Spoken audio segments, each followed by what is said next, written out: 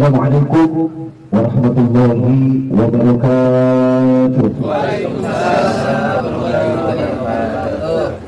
A'udzu billahi as-sami'il 'alim minasy syaithanir rajim. Bismillahirrahmanirrahim.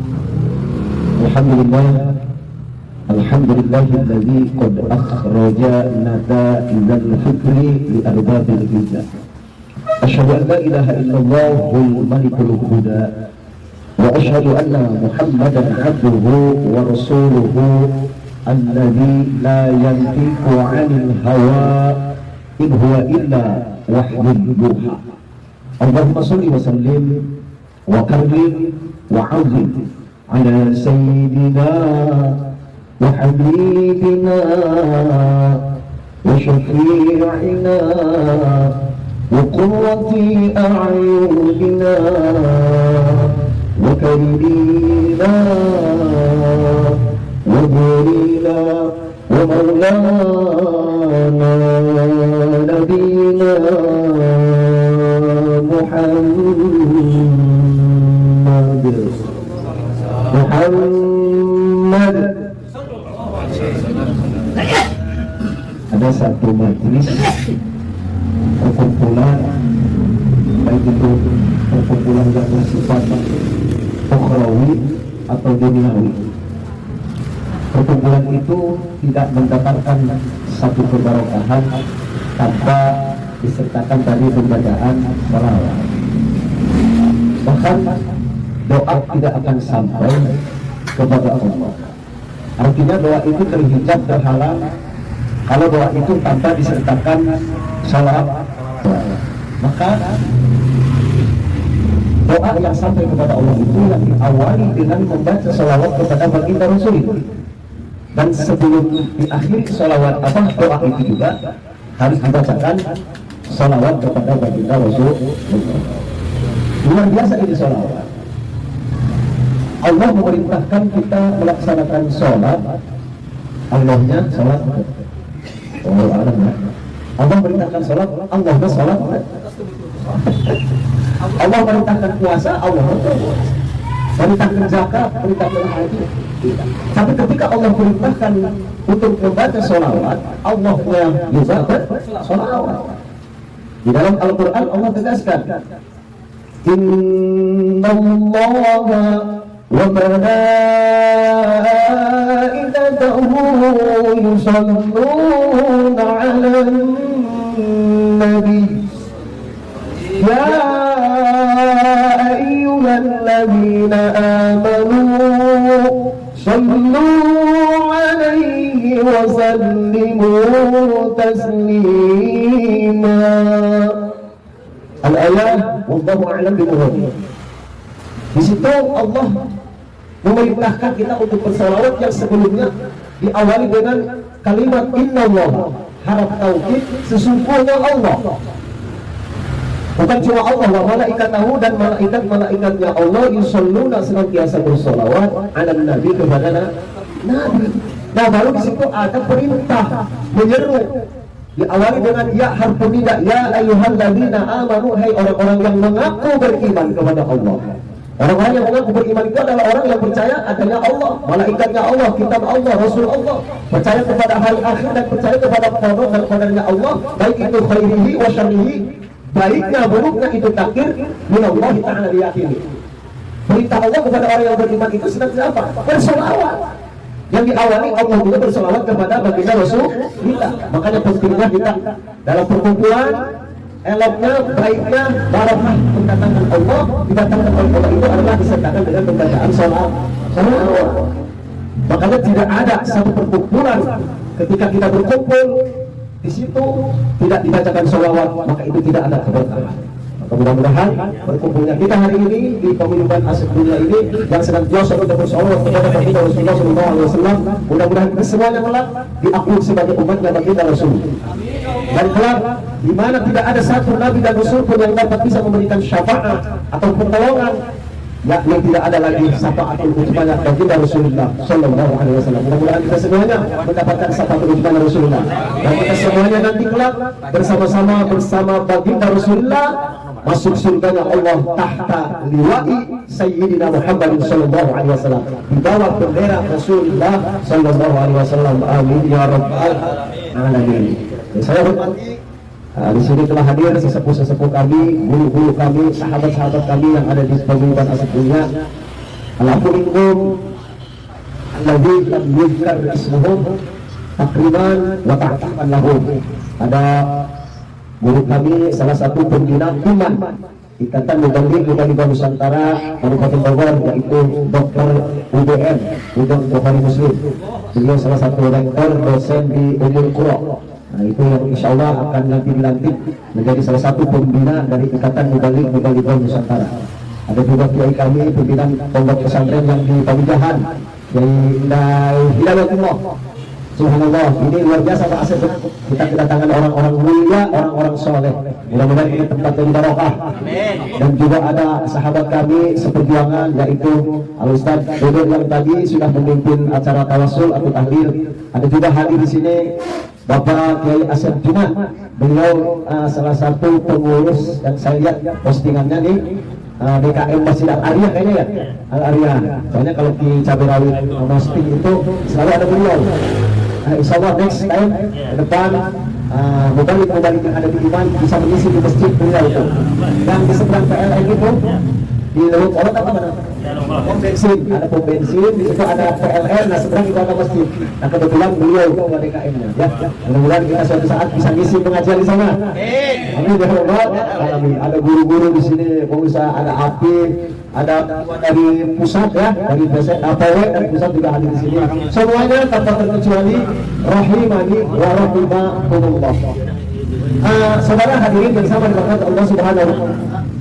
Belum selesai pengajian di bulan yang lalu, yaitu membahas tentang bahwa Allah menciptakan kita ini semata-mata itu untuk mengabdi, semata-mata untuk taat beribadah kepada Allah. Sebagaimana Allah firmankan dalam salah satu ayatnya dalam Al-Quran, A'udzu billahi minasy syaithanir rajim. Wa ma khalaqtul jinna wal insa illa liya'budun. Itu salah satu ayat yang artinya wallahu a'lam bimuradihi wa ma khalaqtul jinna wal insa illa liya'budun. Tidaklah Allah menciptakan jin dan manusia semata-mata untuk mengabdi beribadah kepada Allah. Maka kita sebagai makhluk harus tahu fungsi. Artinya Allah sebagai sang khaliq yang menciptakan kita sebagai makhluk, yaitu untuk semata beribadah kepada Allah. Kadang-kadang kita kan sudah beralasan. Kemarin alasan yang pertama, hujah kita yang pertama, dalih kita yang pertama disibukkan dengan urusan-urusan dunia kita, sehingga kita untuk tidak sempat beribadah kepada Allah. Maka di dalam keterangan ini, yaitu satu hadis Rasulullah sallallahu alaihi wasallam dari Nabi sallallahu alaihi wasallam annahu qala, Inna Allah Ta'ala yahlaju yawmal qiyamati bi arba'ati anfusin.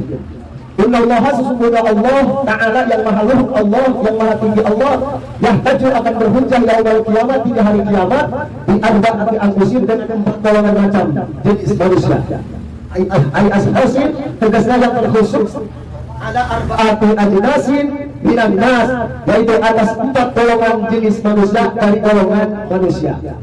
Soalnya dia kan aset, orang kan kita ibadah. Ada alasan, nah cuma sibuk. Karena kita perusahaannya banyak, kita punya pabrik di mana-mana, punya karyawan sampai ratusan ribuan, sehingga kita tidak sempat berempatan untuk beribadah kepada Allah. Maka kata Allah hujahnya, hei hamba, kalau anda sekalian nanti di yaumul qiyamah tidak lagi sempat mengabdi beribadah kepada dengan alasan sibuk dengan urusan kedudukan, pangkat, jabatan, harta kekayaan, aku memiliki nabi, aku memiliki rasul, seorang yang kaya, bahkan kekayaannya ketika itu bisa menafkahi, yaitu manusia di kala itu bisa maraban. Artinya, ya artinya gini, kekayaannya itu sampai tiap hari dia bisa ngasih makan orang. Salam mulia ketika itu. Sahabat Nabi Sulaiman alaihi salam. bahkan bukan cuma harta kekayaan, kedudukan, pangkat jabatan dia miliki. Cek Allah, sia lamun alasan terdaik ibadah ke aing, dan haram mana yang Nabi aing kalau ngaran Nabi Sulaim. So, kamu dibalikin ke situ dengan alasan kita apa? Tidak lagi sempat beribadah karena urusan kekayaan sibuk. Kalau yang kedua, ada kalanya kita tidak sempat beribadah kepada Allah, menjadi seorang karyawan, umpamanya pelayan. Karena orang gawe, kahiji bos, kahiji juragan, melayani, sehingga kita tidak sempat beribadah. Baik sholat, baru ngaji, sibuk urusan juragan. Cek Allah, aing bukan nabi, bukan rasul, menjadi seseorang pelayan raja, tapi lam tasrukun ibadah, dia tidak pernah meninggalkan ibadah. Sahabat Nabi Nabi Yusuf alaihissalam yang menjadi pelayan raja Mesir ketika itu, tapi dalam kesibukannya dia mengabdi seorang pelayan, seorang raja, tapi tidak pernah dia untuk senantiasa meninggalkan ibadah kepada Allah. Wahum lam yatrukun ibadah, tidak pernah meninggalkan ibadah. Nah, yang ketiga alasan kita nih Pak, ada ketika kita tidak sempat beribadah dengan alasan yaitu kena penyakit, ibadah gering, parah, sehingga dia tidak lagi mau beribadah kepada Allah dengan alasan dia menjaga sakit. Dan Allah aing bukan nabi, rasul, ibadah gering, bahkan maradun syadidan, gering yang sangat parah. Bahkan dalam riwayat pun seorang nabi dan rasul yang diberikan penyakit dahsyat itu siapa? Nabi Ayub alaihissalam. Tapi itu berlebihan, riwayat Israiliyatnya. Cuma sampai geringnya Allah, sampai kelatungan. Kan nggak usah sama dengan riwayat itu. Tapi ini saya tidak sependapat Pak. Masa iya seorang nabi sehingga itu benar? Iya. Di kitab bukan Allah Taala ada salah satu. Tapi kalau itu saya tidak pendapat, ada keterangan yang lain. Sebenarnya tidak seperti itu. Ayah oke, ia betul penyakitnya sampai dia kurus kering, dahsyat, tapi dia tidak pernah meninggalkan ibadah kepada Allah. Ulang kaki dari kering murian saat itu oke, panas tiris, mesti naik ibadah. Datang bulan Ramadan puasa, alasannya penyakit emah. Bukan emah kali mah muding kali ya, benar nggak? Ini apa? Seorang nabi yang diberikan Allah ujian begitu dahsyat, dan syadid dan sakit yang parah seperti hanya Nabi Ayub, tidak pernah dia meninggalkan ibadah kepada Allah.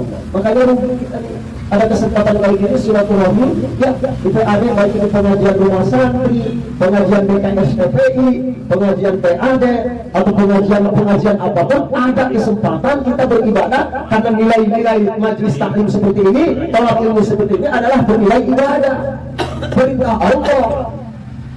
Dengan alasan kita sakit, padahal sakitnya mohon maaf jadi huntu doang, saya selain aja dengan jauh.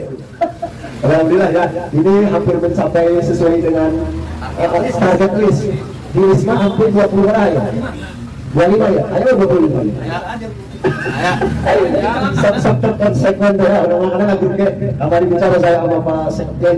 Coba saya pengen tahu, saya tidak nulis dulu, biarin dan terakhir. Coba konsekuen dari orang berada karena pengajian. Yang belum ini karena saya iya. Kadang-kadang nulis datang wante, iya promo. Anggota PAD Bogor Barat itu di grup itu ada berapa? 80-an. Sekarang 50% aja hadir. Kan kudu doang ayo 50 orang atau 40. Baru ini mau ngaji tadi. Si kukutnya.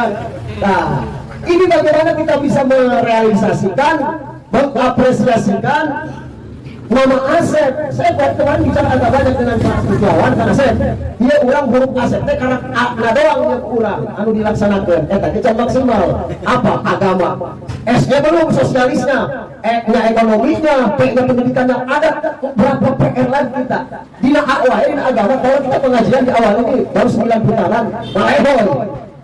Gimana kita mau menginjak ke yang berikutnya sosial buruk mes kita mencegah tadi ke masalah ekonomi. Harus bikin gebrakan. Iya. Kita dapat sembako. Pasti semangat. Jadi kalau ayo laporkan tadi benar. Kudu nama bikin di grup. untuk pengajian di putaran ke-10 bahwa yang hadir pulang membawa sembako. Surprise. Sebab orang zaman sekarang sudah tidak lagi tergiur. Lalu cekurang maka kita bukan jarak untuk padahal dia keterangan menjalasa apa namanya aliman sangatan sing sahaja anu duduk sajam di majlis ilmu tataan nama ibadah tasabina sanatan sing sahaja anu diuk di majlis taklim 1 jam takaan nama maka diibaratkan dia diberikan ibadah seperti sabina sanatan 70 tahun. Terus ada baraja uang video kalau datang di dalam itu obat itu kan bener tidak biji akhirnya bisa obat jam 2 jam kali 70 nah sajam di majlis ilmu seperti ini itu seperti ibadah 70 tahun lamanya tentu tapi tetapitanya tetapi Masya Allah tapi lalu diiming-imingi ku sembako pokoknya mau balik bawa sembako rame anu muriang ke jadi untuk orang itu datang deh maksakan bener tuh urusan dunia Masya Allah. Ayo kita ngomong ya dari kita bagaimana kita butuh dengan ilmu sebab untuk memperbaiki ibadah kita itu harus asal ilmu udah ngerasa diri sudah benar menjadi orang benar diharuskan tapi kalau kita sudah merasa diri sudah benar itu yang tidak boleh. Menjadi orang benar dianjurkan tapi merasa diri sudah benar maaf begitu apa maksudnya dia selama dia orang anggap ibadah teknis benar padahal yang dikaji tidak ibadah orang dan tidak masalah sholat ya mohon maaf tidak sesuai dengan kaifiah syariat syarat daripada sholat ibadah kita. Maka tersalah Syekh Ibnu Ruslan di kitab Matan Jumat mengatakan bakuluman bigairi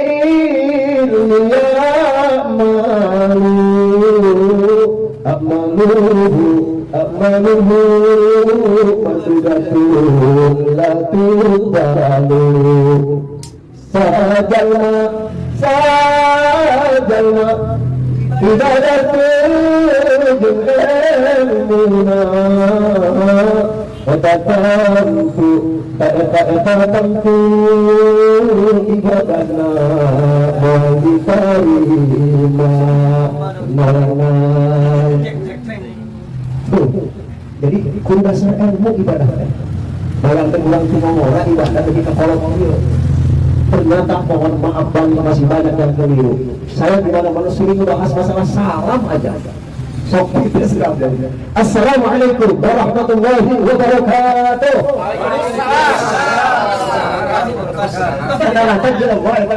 Waalaikumsalam. Mohon maaf di dalam sholat itu membaca salam itu rukun. Loh, bagaimana kita akan diterima sholat kita kalau memang rukunnya tertinggal? Oh Ustaz, saya sholat itu baca salam. Salamnya sempurna apa tidak? Benar apa ente? Karena ada rangkaian doa itu, rangkaian sholat itu kan naon anu di ngaranna sholat. Sholatnya kan hidangan doa, aqwalun wa af'alun. Muftatahatun bitakbir wa muftatahatun bitaslim. Kita ngaranna sholat kan Ustaz. Akhirnya kamu bukan ditanya sholat, naon zahat kita sholat. Jawabannya kan sholat aku sholat nyembah ke Allah itu tidak ilmiah jawabannya. Gitu. Jadi ku ilmu jawabannya. Naon ngaran sholat jawab orang dengan dapat dia atau aqwal wa af'alun mutatahatun bitakbir wa mutatahatun bitaslim. Anu ngaran sholat teh kumpulan doa, ucapan baik pegawaian pekerjaan wakil yang didahului dengan takbiratul ihram diakhiri dengan cukup salam. Nah sekarang salamnya padu wae. Misalnya saking buru-buru, naya kondangan bisa ketinggalan ke batu belah. Sholat buru-buru, Assalamualaikum, mohon maaf dasar sholat mereka. Mana tidak saja bacaan assalamnya tidak sempurna. Assalamualaikum. Yang betul di situ adalah assalamualaikum. Assalamualaikum. Assalamualaikum. Saya coba ulang tinggal orang sholat gitu, lebih kaya Masya Allah. Tapi kadang-kadang udah kita sudah merasa benar kan? Sudah merasa benar dalam beribadah, ternyata ketika kita koreksi, Masya Allah, masih banyak kekurangan. Yuk, kesempatan setiap bulan PAD kayak pengajian di rumah santri 2 bulan, sebulan sekali, sebulan 2 kali, 2 minggu sekali itu ada pengajian. Di KPF PKS PPI itu sekjennya buat dokter tuh, itu kayak akan buat pengajian bulan. Luar biasa, ayo sempat kita masih diberikan kesempatan untuk beribadah kepada Allah melalui nanti sekali. Dan terakhir, Jadi tidak ada hujah. Ketika seseorang itu yang beragama berhujah, tidak lagi sebab beribadah kepada Allah, diakibatkan karena merasa diri miskin, melarat, susah, tidak mampu, sehingga kemiskinannya dijadikan alasan, kesusahannya, kemelaratannya, ketiadaannya dijadikan alasan untuk tidak beribadah kepada Allah. Cek Allah kia, aing bukan nabi, bukan rasul, miskin, melarat, miskin papa.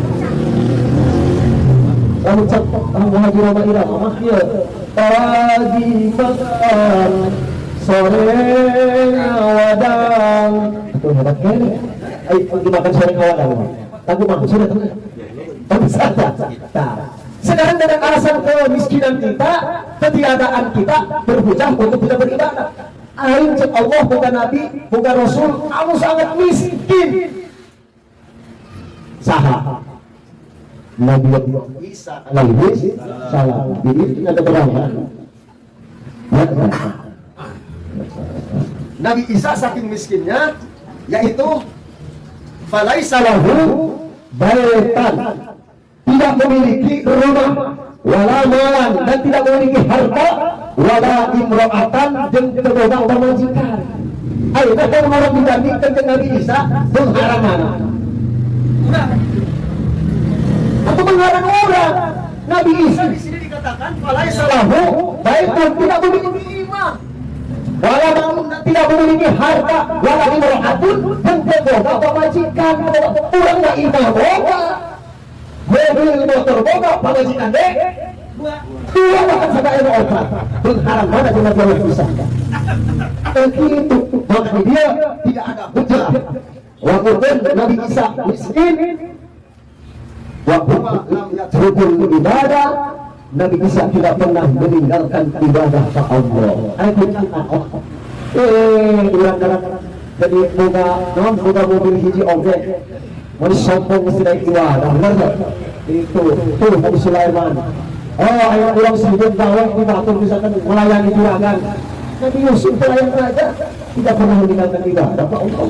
Dari kering, muriang seetik, selama kita masih mampu, ayo beribadah kepada Allah. Jadi intinya tidak ada alasan untuk tidak kita mengabdi beribadah kepada Allah, karena kita diciptakan oleh Allah semata-mata untuk mengabdi taat beribadah kepada Allah. Mudah-mudahan kita semuanya senantiasa istiqamah menjalankan perintah Allah, dan senantiasa apapun bentuknya yang kita lakukan itu semata-mata nilai ibadah karena Allah dan akan nilai ibadah oleh Allah.